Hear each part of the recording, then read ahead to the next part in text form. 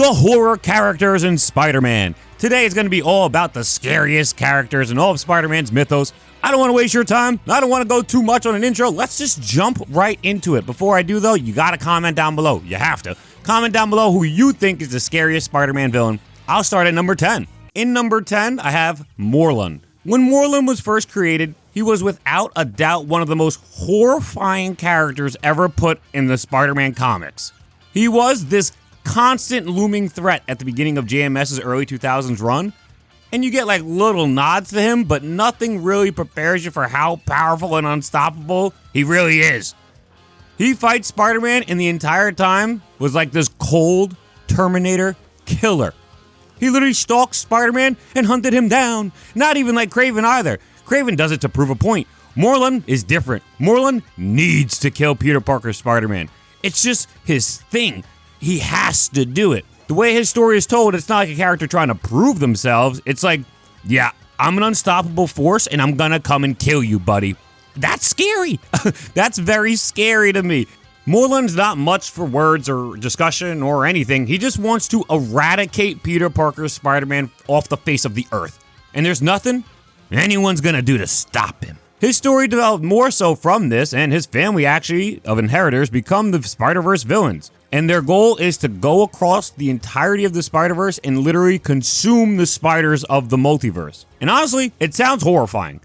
But in practice, they didn't really do it in a scary light. A lot of times, you gotta have the scary factors with it. You can't just have something scary and say it's scary. The lighting is so bright, everybody's still so cheerful. It doesn't feel scary, kind of like when Morlun first comes up.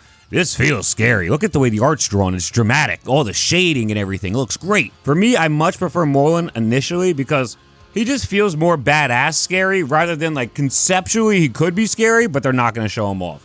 Originally, he was shown to be scary, so that's what I'm going to go with. Morlun's are number 10. At number 9, I got Vermin. Vermin isn't nearly as scary as a character as Morlun in terms of like power level. He's not unquestionably going to overpower Spider-Man or anything, but in his own right, he is pretty strong too. But Vermin is most definitely scary. Like, we don't have to argue about if he's scary or not. We can argue about strength till the cows come home, but is he scary? Yes, that's without question. Look, this character was a regular human guy, and then he gets experimented on by freaking Zemo, and he turns into this giant rat man. And if it wasn't bad enough that he's this giant rat man, he's also a cannibal. Or I don't know if he's really a cannibal because I'm not sure if he's a different species now, but he eats humans. This dude literally drags people into the sewers and eats them alive. He's a complete and utter sicko. But he has that tragic backstory to him that adds depth to it, right? He doesn't want to be like this, and he's getting treatment from Kafka to be better and try to be normal. But it doesn't stick, and he goes and ends up making like a whole colony of vermin rat people. So there's a whole group of people of vermin running around the sewers. It's crazy. This character is super creepy in a sad, tragic way. We're moving on. Next up is number 8. I got Hallows Eve. Hallows Eve is by far and away the newest character to appear on this list. She came out in the 2020s, actually during the Zeb Wells run. It's Janine. If you didn't know Janine, she's Ben Reilly's love interest. Both of the two of them get wrapped up in shenanigans, and they end up in Limbo, and they join forces with Madeline Pryor, who at the time is like the evil queen ruler of Limbo. In Limbo, Madeline gives Janine a bunch of masks that she could put on. When Janine does don any of these masks, Janine turns into whichever horror mask she put on. If Janine puts on a werewolf scary mask, Janine's going to become a werewolf. If she puts on a ghost mask, Janine's going to become a ghost.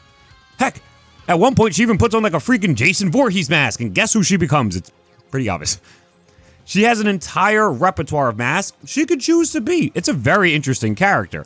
Her stories don't necessarily tend to actually be too scary, but the character itself is certainly a horror character with all the horror masks she keeps on her person. And look at her design. She's Hallows Eve. I have to talk about her during Halloween. Hallows Eve may be newer, but the potential for her character actually it's pretty deep.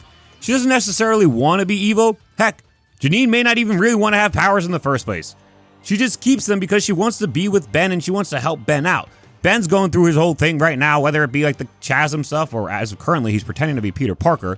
But either way, Hallows Eve's character actually has some depth to it too when you look at the fact that like she may not even want to do this, she may not want to be a part of this, but she is still going along with it. Maybe they could even do a story where one of the masks stays on her forever. I don't know. We figure it out. But her design's phenomenal. I love horror characters, and I have to put her on the list at number 8. At number 7, I have Morbius. Morbius, without a doubt, needs to be on this list. His name is literally Morbius the Living Vampire. How could he not be here? The dude drains humans of their blood like they're livestock. That's scary as shit. Please do not let Jared Leto's movie fool you into thinking that this is some goofy meme character. Comic book Morbius is not like that, by any stretch of the words. He's a tale of tragedy after accidentally gaining the plight and thirst for human blood. Morbius has some scary moments for sure, but he's not really the scariest bad guy, in my opinion. Sure, he's a vampire, but he tries not to kill people, and he works with Blade. He actually becomes a good guy for a bit, an anti-hero, and he joins the Midnight Suns to fight off supernatural evil threats. Honestly, he's such a cool character. A vampire who fights supernatural evil? That's pretty fucking cool, I can't lie. Morbius, however, is a character that has suffered due to every single adaptation he's ever had, pretty much. Look at the Jared Leto movie. He's one big fucking joke. In the 90s show, all people ever talk about this Morbius is that he has suckers for hands and he doesn't actually suck blood. And then in the Ultimate Spider-Man cartoon, he's a Nazi Hydra scientist. It's crazy because the character is just a guy who accidentally becomes a vampire and now must control the ailment that will plague him forever. But instead, most times when he's adapted, it's like there's something happening in said adaptation that just outshines the point of the story. The 90s show at least got it right. You just have a lot of goobers who honestly just bitch about the suckers. For the most part, it's actually pretty well done in my opinion. But even still, people just can't focus on the fact that this character is pretty cool. He's pretty interesting and he's pretty well done. They just like to hyper focus on the trash about him. And all in all, Morbius is a great horror character. Number 6, Jack-o'-lantern.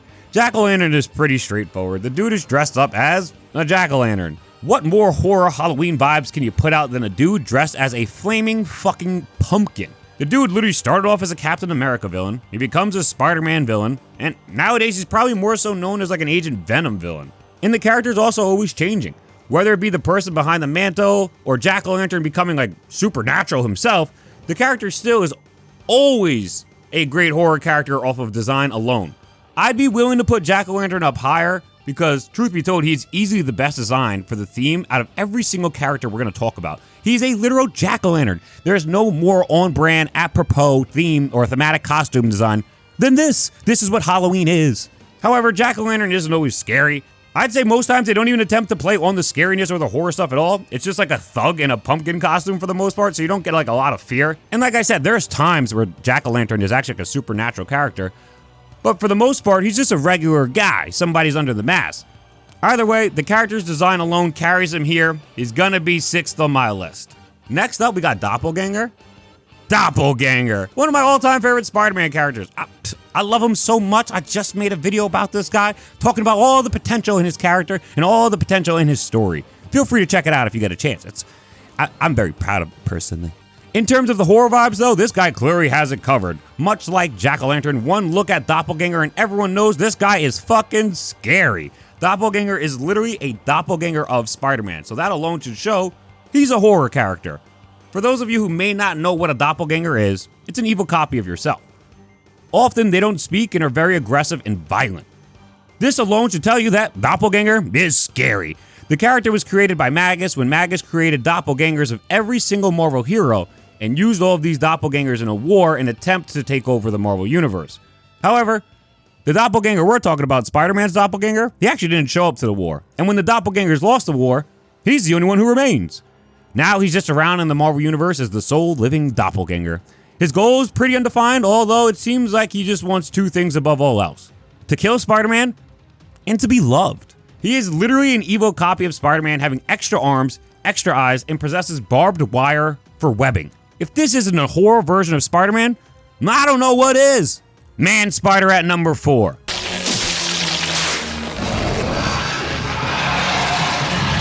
Alright, I know I just said if this isn't a horror character for Spider-Man, I don't know what is. But this is literally a horror Spider-Man. The name is Man-Spider, and holy shit is he terrifying to look at. Nightmare, fuel. Nightmare, nightmare, nightmare. Wow, this thing is horrifying. The first appearance of Man-Spider is in Marvel Fanfare number 2. Peter Parker is in the Savage Land helping out with Kazar, and Peter Parker gets abducted. A man by the name of Brainchild was able to develop a way to turn people into their primal forms, which for Spider-Man was a giant spider because he has spider DNA. You take one look at this and you're like, holy shit, this is scary. Spider-Man was actually going to be trapped like this forever as well. When Brainchild was fighting against Man-Spider, Man-Spider broke the machine that turned him into Man-Spider, and there was no way to change him back. Man-Spider, with his last words before he figured he was going to lose all consciousness as a human, was literally like, Kazar, you gotta kill me. Like, I can't spend the rest of my life as a giant Man-Spider. Kazar, you must kill me. So it's a pretty compelling story because it's like, damn, this is kind of sad. I've never heard Peter Parker Spider-Man really just like begging to be murdered. And then thankfully Sauron actually swoops in and zaps away all the life force from Spider-Man, which reverts him back into Peter Parker again. That's the first appearance of Man-Spider. It's pretty solid. It's not like a super massive story, but it's good. The 90s show would adapt Man-Spider as well, and they changed up the storyline a bit. This time, Peter's mutation just continued to go, and Peter wanted it to stop. So he takes a cure before the cure was tested, and it turns him into a full-blown Man-Spider. This monster. Oh my God, he's so scary. I remember as a kid just being terrified when I saw him. He is a massive problem to deal with, and it's up to Kraven and Punisher, two Spider-Man villains, to save him. It's a wild storyline. Man-Spider actually also appears in Ultimate Spider-Man cartoon as well. It's a similar role to the comics. It's pretty short-lived, but hey, it's cool we get to see this much Man-Spider. Not a lot of characters on this list get adapted a good amount, but Man-Spider's got at least 2 adaptations, and I think he's coming to Marvel Rivals later this month as well. So that's pretty dope. We're going to move on to number 3, though. At number 3, I have Carrion. Carrion is one of the most slept-on Spider-Man villains ever, and he really doesn't have like any adaptations. As a character, he is both tragic and horrifying. He's a clone of Miles Warren that has a genetic virus. This causes him to look and appear as pretty much like a dead corpse. And everything organic he touches as well can turn to dust. He can kill it as well. The dude is unbelievably powerful, but also unbelievably scary. A supervillain being able to just end people with a touch like Shigaraki from My Hero Academia? That's broken. And in my opinion, Carrion looks even scarier than Shigaraki does. He's like a withering dead man who floats everywhere. He has like this ghoulish feel to him. Carrion's story is a bit all over the place. There's at least 3 concrete hosts before the Carrion virus just jumps around a lot, so the character story isn't really straightforward. But you can certainly tell a straightforward story with Carrion. A straightforward horror story with Carrion. A character who's slowly dying and withering away, who doesn't even realize they're a clone, is going to fight and kill Spider-Man because his memories that aren't even his, they're the real version of himself's memories, tell him that Spider-Man was the cause of Gwen Stacy's death, who Miles Warren was obsessed with. You have this complete lunatic who doesn't even know who he is, trying to do what he believes is the right thing to do. It's actually such a great storyline for a horror film character. It almost makes me want to make a short live-action adaptation on Carrion's story. Yeah, maybe in the future, who knows what'll happen. Let's move to number 2. In number 2, Demogoblin. The Demogoblin is who I'd play in the number 2 spot. This character is like so fucking strange, but so fucking good as a horror character. It's almost shocking he comes from Spider-Man. The Demogoblin is really awesome to me because he has such a sick and horrifying backstory. When Jason Masondale is Hobgoblin, he seeks out more power during an Inferno event and is possessed by a demon that amplifies his power and strength, but literally makes Jason into a Hobgoblin. He turns into a demonic monster. Eventually, the two entities are separated from one another, thus giving us Hobgoblin back to normal, just a dude in Goblin tech, but also giving us a full-fledged Demogoblin. If you thought the Green Goblin or Hobgoblin were scary, you don't know the Demogoblin. For starters, look at this design. Right off rip, it's way more intimidating than either of the goblins, and it's much scarier too. But on top of that, the Demogoblin hunts out sinners, whether they be good or evil, and kills them. He's actually not like inherently evil, he just has his own moral code that he lives by, making him not only scary, but also have a bit of depth to him.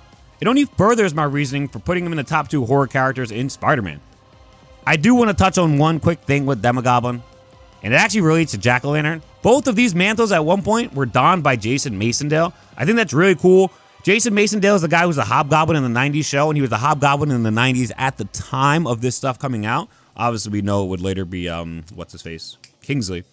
But at the time, this is who it was supposed to be. It was Jason Masondale, and he was also Jack-o'-lantern. So I think it's really cool that Jason Masondale actually managed to get on this list twice. So, shout out to Jason Masondale. We're going to get to number 1, but before we get to number 1, I have to say my honorable mentions. I have to. I have 5 honorable mentions, and I'm not going to go too deep into them. You guys should know most of these, but in my honorable mentions, I would put the Lizard for the Torment storyline made by Todd McFarlane. It turns him into more of a horror-esque character. You have to look at the artwork. The artwork really sells it, in my opinion. Both of the goblins, I know Demogoblin I put at number 2, and I said he's much scarier than Green Goblin and Hobgoblin, but I still think Green Goblin and Hobgoblin deserve spots as like honorable mentions for horror characters. They're fucking goblins. The Thousand I would put here as well. He's like thousands of spiders that live inside of people and then like jumps from people to people, and then he commands their body as he eats their insides and then jumps to somebody else. It's pretty fucking frightening. And the last honorable mention I'd say is Venom. I mean, be so real with yourselves. It's fucking Venom. He's scary. He'd be stalking Spider-Man. It's Venom. So Venom's my last honorable mention before I go to my number one. And I think everybody who's watching this probably knows who my number one is at this point. But I think the number one horrifying character in all of Spider-Man's mythos is Carnage.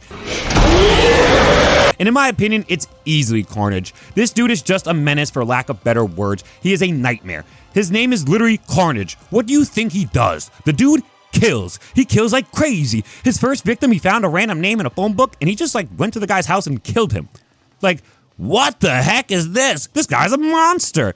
But that's far from the worst thing he's ever done. It's not even close to the worst thing he's ever done. He literally led a gang of supervillains, many of whom are on this list, in an all-out war against New York City's greatest heroes, and he was also sparking riots and rage in the citizens of the streets of New York City during Maximum Carnage. But it keeps going, because murdering people in the streets and inciting murder in the streets just isn't enough. Carnage would go out west and manage to take over an entire town of people and control them all using his symbiote. Oh my, okay, this guy's a fucking monster. Is there more? Of course. He dreams his night away thinking about decapitating Peter Parker's Spider-Man over and over and over again. He's a monster. If it wasn't for Iron Man, he would have killed Miles Morales' Spider-Man after fatally puncturing him. Carnage also took over the minds of millions of New Yorkers and led an uprising in the name of Noel in New York City, and also managed to bond with the fucking Hulk during all of this, and damn near just ruled Marvel Earth. On top of that, he has sent a symbiote invasion into New York City as well. Carnage is the horror character in Spider-Man. I don't see how there's any argument for anybody else. You could be playing a Spider-Man game, having a good time, having great, flying around, bombastic, bright, flashy, and then a Carnage level shows up? Nightmare fuel. Instantly. Heck, Insomniac didn't even use Carnage, only Cletus so far, and even that was pretty horrifying as we watched him lead a fucking cult. This also happens in the comics too. I just don't see an argument for other characters being above Carnage. When you see his storylines and the way they're drawn and the way the artwork is shown off, it's horror. It's a horror storyline. When you see all the people he's brutally murdering and slashing and slicing up, that's horror. It's a horror storyline. Carnage's design is up there with any character on this list as well. His story has just as many, if not more, horror elements than anyone else on this list. A freaking kid Cletus Cassidy literally murdered his own fucking grandmother. This guy's a super horror villain. Sentry ripping this cadaver maker in half was the best thing that happened to the Marvel Earth. But, much like most horror characters, he can't be killed, and he comes back from this as well. He comes back from everything. No matter what you throw at the character, he's always coming back, just like a classic horror villain.